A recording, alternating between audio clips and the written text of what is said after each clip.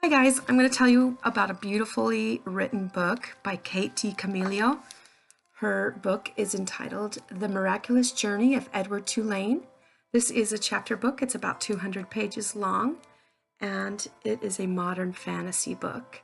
It does have illustrations, and the illustrations are done by, I'm going to get this wrong, Bagram Ibatuli.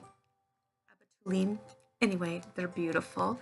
He starts each chapter off with a drawing that we can see, and most of the drawings are done in pencil or ink, but there are some beautiful paintings throughout the book too, done in oil, and they are really pretty. They go along with the story really well. You wouldn't really need those, but they just enhance the story, I thought. The the story, the reason this book caught my eye actually is the very front cover. I don't know if you can see it. It's super good with all the glare on it, but it's of Edward. This is a picture of Edward. He's a little China rabbit, and I just thought it was an interesting picture with this big door. It made me wonder what's behind that door. And it also has won 2 awards.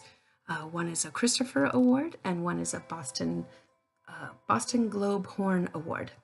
So it has awards, so that also caught my eye too. So the story is Edward, he lives with a little girl named Abilene who loves him very dearly, and she treats him very well, but he could care less. He's a pretty vain little rabbit, and he thinks that he's too fine to really be a child's plaything, and he really doesn't reciprocate any type of feeling back to Abilene. Well, they go on a trip, and they go on a cruise actually, and he is lost at sea because some boys start playing with him and they toss him overboard. And he lives in the bottom of the ocean for a couple of years until he's fished out by a fisherman who takes him home. And the fisherman takes him home to his wife, and the wife loves him, and she dresses him up like a girl, which Edward's not very happy about, and he finds a little bit he's a little bit out of sorts about that, but at least he's out of the ocean, so he's grateful for that.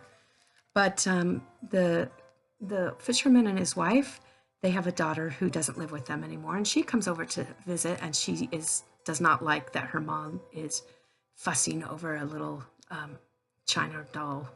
So she throws him in the garbage before her parents see, and Edward makes his way to the dumpster and lives in a garbage dump for several months until he's fished out by a dog. And the dog takes him to a hobo, and the hobo and the dog travel all over. And so Edward now travels with them. And it's really interesting because there are several different things, several different people that Edward ends up meeting as he journeys around, but he never gets to say goodbye to any of these people, which to me was really heartbreaking because you would get involved with these new people, these characters that he would meet, and then they would never get to say goodbye. They were always like kind of these tragic endings. Here's one of the beautiful pictures, the oil. This is a little boy that actually found Edward, and he takes him home to his sister, who's very sick, and she's 4 years old. I thought this was beautifully done. The lights coming through the window and shining on her and on Edward. Sorry, on Edward. There are a lot of sad moments in this book. This part made me cry. So sorry, I'm just remembering that. It was sad. Anyway, I thought that this might be too difficult for some kids to read. The vocabulary is a little bit high, but maybe for 10 years old and up, it would be good. And below that, it would be really good for a teacher or a parent to read to their children. I really enjoyed it. There are some issues of tragedy and some death that does happen though, so it can be kind of a tender moment. It had me in tears, so I think children would maybe be affected by that also.